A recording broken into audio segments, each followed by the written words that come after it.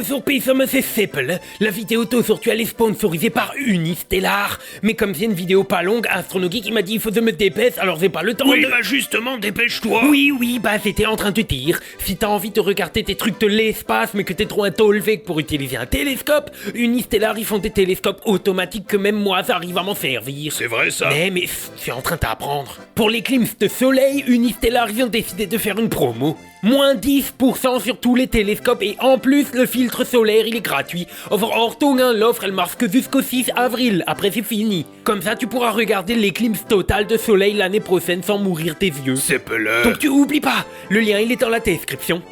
C'est bien comme ça, c'était assez court, non parce que je suis quand même obligé de dire des trucs et alors après... Seppel, c'était très bien. Tais-toi maintenant. Mais... Chut,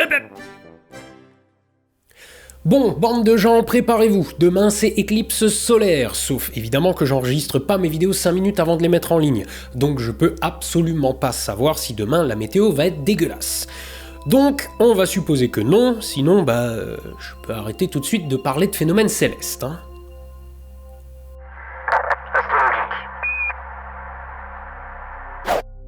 Alors, commençons par un point technique. Demain, 29 mars 2025, et ouais, si vous regardez cette vidéo dans 2 ans, trop tard, hein. Demain, 29 mars 2025, aura lieu une éclipse partielle de soleil. C'est pas l'événement astronomique du siècle, mais ma foi, c'est gratuit, et si déjà on a que ça à se foutre sous la dent, elle sera visible dans cette zone que je vous ai déjà montrée il y a 2 semaines. Et un commentaire m'a fait remarquer que... Pourquoi il y a la RDA et la RFA sur cette carte ? Peut-être parce que les frontières entre la Russie et les anciens pays de l'URSS sont grisées. Donc cette carte est pas à jour et montre le passé. En espérant qu'elle montre pas l'avenir.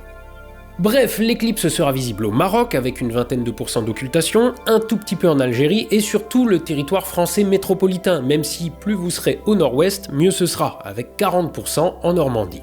Ceux qui s'en sortiront le mieux seront nos amis québécois avec plus de 80% et jusqu'à 93% dans le Labrador. Québécois dont je me suis moqué dans le dernier épisode et qui m'ont tous repris sur la prononciation de tabarnak. Les Québécois sont le peuple le plus premier degré que j'ai rencontré sur internet. Avec les ch'tis. Ça doit être un effet secondaire du froid. Bref, on a vu où, maintenant voyons quand. L'éclipse commence demain à 8h51 et se termine à 12h44 avec un maximum à 10h48. Mais attention, comme vous êtes répartis un peu partout, ceci est le temps UTC. Donc en France et en Algérie, il faut ajouter 1 heure et au Québec, il faut en retirer 4. Au Maroc, c'est bon, vous êtes sur le fuseau horaire de Greenwich. Bon, maintenant parlons observation. Pour commencer, si la météo le permet, je streamerai l'éclipse, donc abonnez-vous. Et comme j'enregistre cette vidéo 2 semaines en avance, quand j'aurai fini mon enregistrement, j'irai sacrifier un poulet pour favoriser les dieux de la météo. Si c'est dégagé chez vous, je vous invite bien évidemment à y jeter un œil par vous-même. Et on va parler d'une statistique très conne. Après chaque éclipse solaire, le nombre de rendez-vous pris chez les spécialistes de la vue augmente. Donc certes, ça fait plus de 10 ans que je dis sur YouTube qu'on met pas le neneuil dans la lulu, et vous pourriez être tenté de vous moquer des cons qu'ils font quand même. Mais rendons-nous à l'évidence, c'est loin d'être une connaissance universelle. Donc, comme vous êtes tous des cons et que je suis votre maître à penser, on va refaire un point sécu là-dessus. Donc, les Québécois et les ch'tis, ça, c'était du second degré. Voilà. Bref, on regarde jamais le soleil directement, sauf que si jamais vous essayez, vous fermez les yeux par réflexe. Et vous êtes prié de pas vérifier cette affirmation de manière expérimentale. En gros, regarder le soleil, c'est dangereux, mais votre corps est suffisamment bien gaulé pour se protéger de sa propre connerie. Mais vous savez ce que ça donne quand on focalise la lumière du soleil ? Ça permet de concentrer assez d'énergie pour allumer un feu. Il y a même des gens qui se sont amusés à fondre des basaltes pour faire de la lave avec des loupes un peu énervées. Juste avec la lumière du soleil. Donc, quand vous mettez votre neneuil dans la lulu, la quantité de lumière est telle que le réflexe qui vous fait fermer l'œil est juste pas assez rapide pour vous protéger des brûlures. Et si vous vous brûlez la rétine, ça fait même pas mal. Vous avez pas de récepteur sensible à la douleur à cet endroit-là. Donc dans un premier temps, vous vous retrouvez avec une sensation de gêne semblable à une persistance rétinienne un peu énervée, sauf que ça part pas. Et la rétine, ça se répare pas. donc vous devrez apprendre à vivre comme ça. Donc, pour observer une éclipse, si vous disposez de matériel optique, l'usage de filtre solaire est indispensable. Et quand je dis filtre solaire, je veux dire un vrai filtre.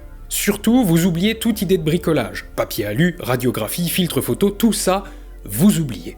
Bon, comme l'éclipse est demain, j'entrevois que deux solutions. Soit vous disposez déjà d'un filtre type astrosolar et vous êtes assez grand pour lire le mode d'emploi, soit vous en avez pas et il est trop tard pour en acheter. Sauf si vous habitez à côté de chez Optic Unterlinden et vous pouvez aller en chercher en meuglant qu'Astronico est un con. Ça c'est même pas au script, je viens de le rajouter. On va donc étudier deux solutions alternatives et gratuites pour observer l'éclipse en toute sécurité. La première est pour vous si vous avez déjà un outil optique comme une lunette d'approche, un télescope ou des jumelles. Armé d'un trépied, vous allez pointer à l'estime et surtout, sans jamais regarder dedans, votre lunette vers le soleil. Un bon moyen de le faire à l'estime sans avoir besoin de regarder dedans, c'est d'observer son ombre. Comme la lunette ou le télescope sont des tubes, vous êtes aligné avec le soleil quand leur ombre devient un disque. Bref, une fois votre optique pointée sur le soleil, mettez une simple feuille blanche en face de l'oculaire. Vous verrez alors la projection du soleil. Faudra éventuellement jouer un chouïa sur la mise au point, mais c'est tout. Par contre, outre le fait qu'il vous faille une optique, cette manière de faire reste au moins un peu dangereuse.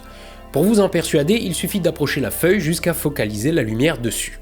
Aussi, si vous faites ça, ne laissez jamais votre optique sans surveillance, parce que ça va être tentant pour Tata Simone de mettre un œil dedans. Bah oui, c'est là, donc c'est que c'est fait pour.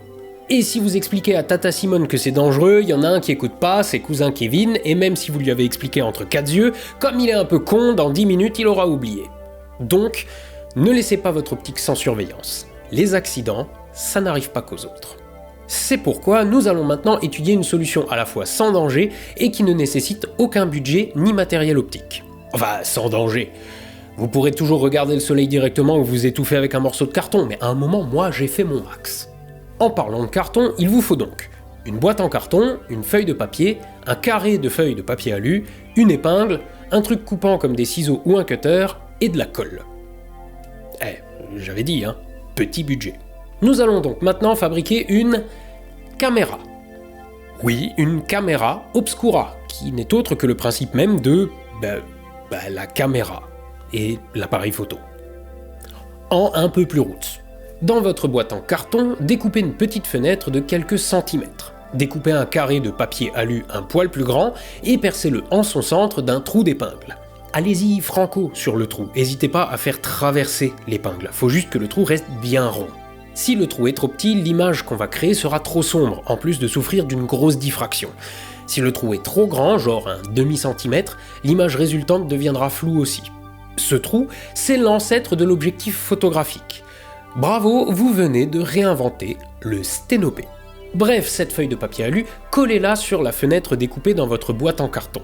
En face, dans la boîte, collez la feuille de papier. Moyennant un côté de la boîte qui reste ouvert pour voir ce qui se passe dedans, ou bien une petite fenêtre découpée à côté de celle de l'alu pour jeter dedans, ou encore un trou pour passer la tête selon les versions, pointez votre super caméra vers le soleil et l'image de ce dernier apparaîtra sur la feuille de papier.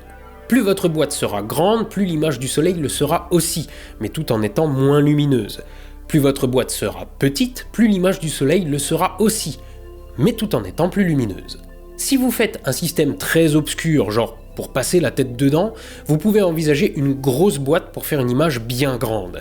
Si en revanche votre boîte est prévue pour être ouverte sur le côté, n'allez pas beaucoup plus grand qu'une boîte de godasses, parce qu'en plein soleil, plus vous étalerez la lumière de votre sténopé, moins il y en aura, et donc moins vous verrez la projection.